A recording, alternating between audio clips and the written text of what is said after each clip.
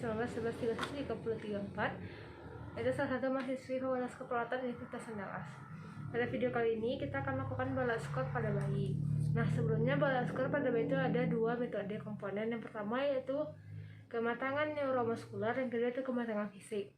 Nah, kematangan neuromuskular ini terdiri dari postur, square window, arm recoil, pop little angel, scratching, dan heel to ear. Dan masing-masing memiliki poin dari -1 sampai 5. Selanjutnya itu kematangan fisik, itu terdiri dari kulit, lanugo, plantar surface, payudara, mata, telinga, atau genitalia. Itu masing-masing memiliki poin dari -1 sampai 5. Nah, sekarang kita akan memeriksa itu pertama kematangan neuromuskularnya. Pertama itu dari postur. Postur bayi ini dapat dikaji pada saat bayi diam atau terlentang. Kalau dilihat, hal yang akan dikaji adalah derajat fleksi lengan dan tungkainya. Bagaimana posisi lengan dan tungkainya.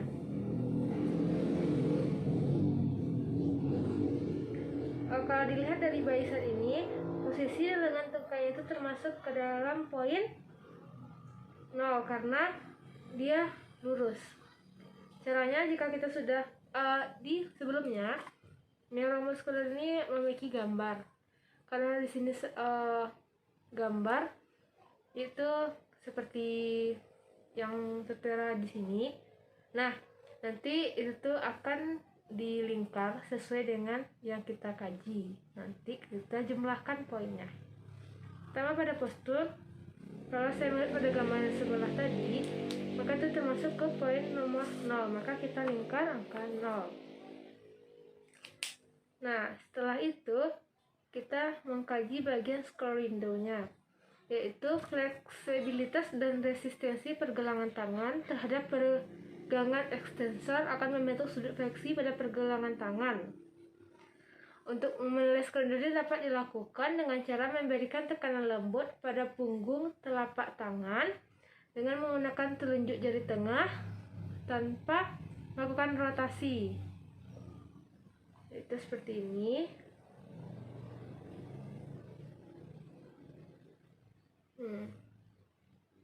Bagaimana bentuk tangannya ketika difleksi? Mungkin tidak jelas ya sebelah tadi. Sini, karena dia bisa ditekuk sekitar 45 ya, 45 derajat, maka kita melingkari nomor 2.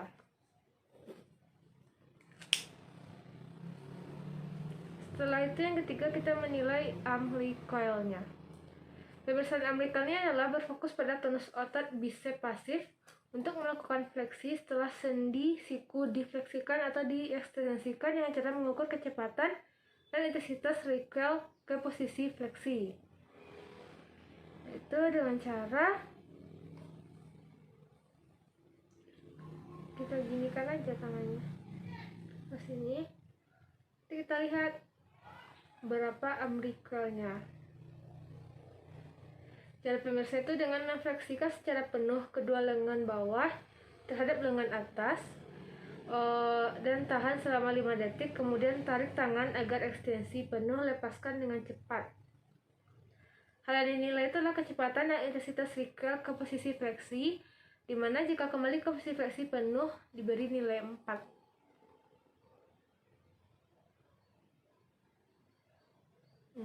Penuh ya. Selanjutnya kita akan periksa yaitu pop little angel. Pemeriksaan ini untuk mengkaji kematangan tonus fleksi sudut lutut dengan cara memeriksa resistensi ekstremitas bawah terhadap ekstensi. Pemeriksaan ini dilakukan pada bayi tidur terlentang tanpa menggunakan popok. Caranya yaitu dengan memfleksikan tungkai bawah ke paha, kemudian fleksikan ke paha, lalu ke perut. Nanti ke paha lalu ke perut. Pastikan sudut yang dibentuknya yaitu sekitar kurang dari 90 derajat, maka diberi angka 5. Ini kita fleksikan dulu ke paha, lalu kita fleksikan ke perut. Kita lihat berapa derajat dia bisa terbentuk. Jika dia menyentuh perut, tetapi jika dia menyentuh ini perut, kita misalkan jika kakinya itu menyentuh perut, ini perut kaki, jika menyentuh perut dari lututnya menyentuh perut, tetapi tungkainya itu berdiri sekitar 30-an, maka itu kita beri angka 5. Tak ada juga beberapa lututnya menyentuh perut tetapi tungkainya menghadap ke atas, maka itu angka 4. Atau dia menyentuh perut tapi tungkainya lebih ke belakang sedikit, itu angka 3, dan seterusnya. Setelah itu kita memeriksa scruffing, yaitu untuk memeriksa fleksi pasif tonus pada bahu dengan cara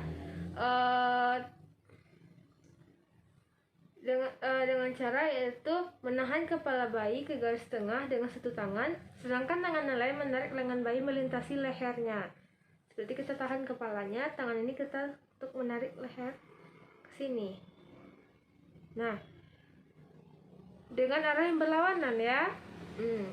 Jika pemeriksaan dan intervensinya dapat dilihat pada jika siku tidak mencapai garis tengah toraks, beri nilai 4. Jika tidak mencapai garis tengah toraks ini, dia mencapai ya, tapi tidak melebihi. Setelah itu kita memeriksa heel to ear, yaitu untuk mengukur fleksi pasif tonus panggul dengan cara pemirsa fleksi pasif atau resistensi otot flexor panggul posterior, yaitu dengan cara kita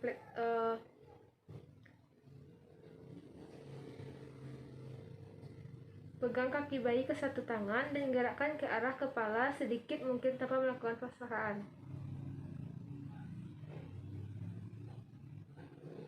Pertahankan panggul mendatar pada permukaan tempat pemeriksaan, jangan dia sampai ikut bergerak bersamaan dengan kakinya.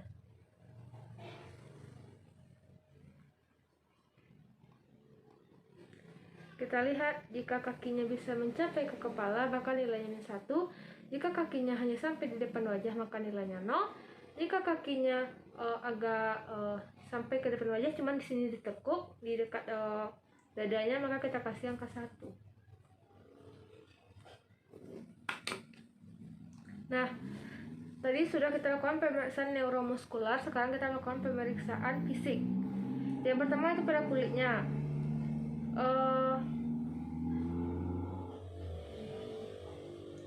Itu kita lihat bagaimana bentuk kulitnya. Di sini saya melihat bentuk kulitnya itu pink, halus, dan venanya juga terlihat. Berarti kita lihatlah di tabel pemeriksaan kulit, termasuk ke poin berapa kriteria yang kita temukan tadi. Kalau saya di sini menemukan pada dia kriteria nomor 1. Selanjutnya kita melakukan pemeriksaan lanugo, yaitu rambut-rambut halus yang menutupi tubuh fetus. Lanugo mulai terbentuk pada kehamilan 24-25 minggu.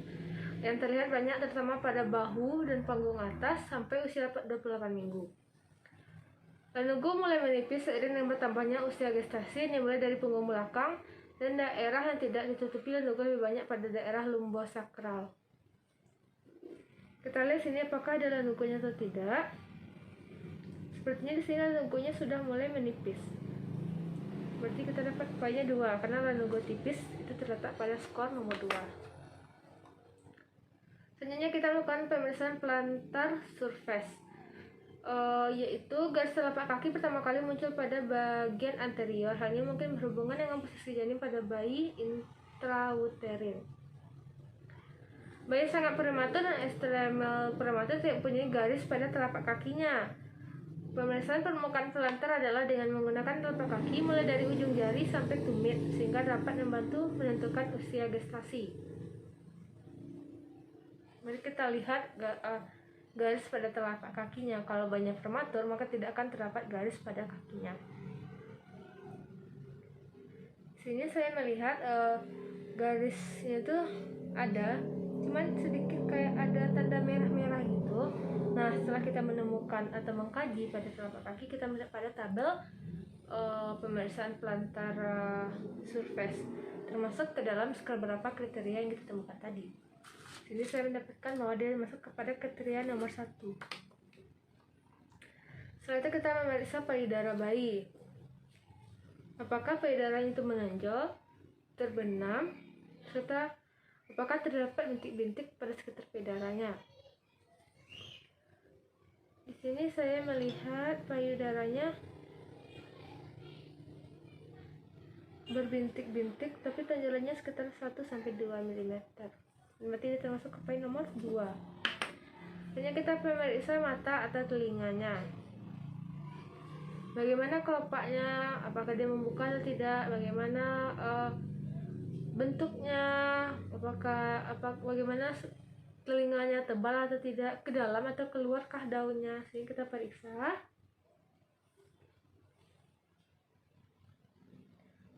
Di sini itu pinanya melengkung sempurna, lembut tetapi rekelnya cepat. Kita lihat di papan di tabel itu, maka dia termasuk ke dalam poin 2. Terakhir, karena di sini bayinya bayi perempuan, maka kita hanya memeriksa genitalia perempuan.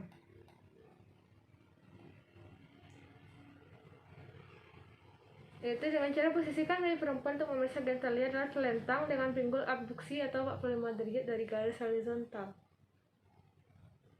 Jika pinggul abduksi secara berlebihan, maka dapat menyebabkan labia minora dan klitorisnya lebih menonjol, sedangkan aduksi dapat menyebabkan keduanya tertutup oleh labia mayora. Di sini labia mayora menutupi klitoris dan labia minor. Maka kita dapatkan poin 4. Nah, setelah kita, jadi itulah tadi pemeriksaan kematangan fisik. Setelah kita mendapatkan poin-poin skornya, balas skornya, lalu kita jumlahkan seluruhnya.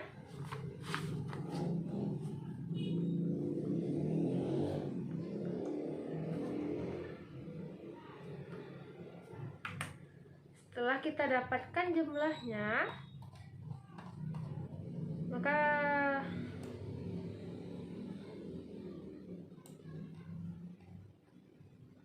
kita tentukan,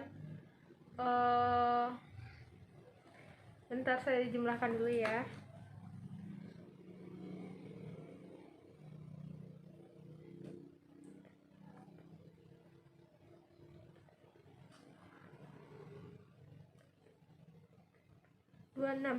Ini saya mendapatkan skornya 26, maka kita lihatlah di skor 26 minggu itu termasuk ke dalam minggu berapa. Maksudnya di skor 26 itu termasuk ke dalam minggu berapa. Ternyata 26 kita lihat dia termasuk ke dalam skor 34 minggu. Nah, begitulah cara mencari balas skor. Sekian, terima kasih. Assalamualaikum warahmatullahi wabarakatuh.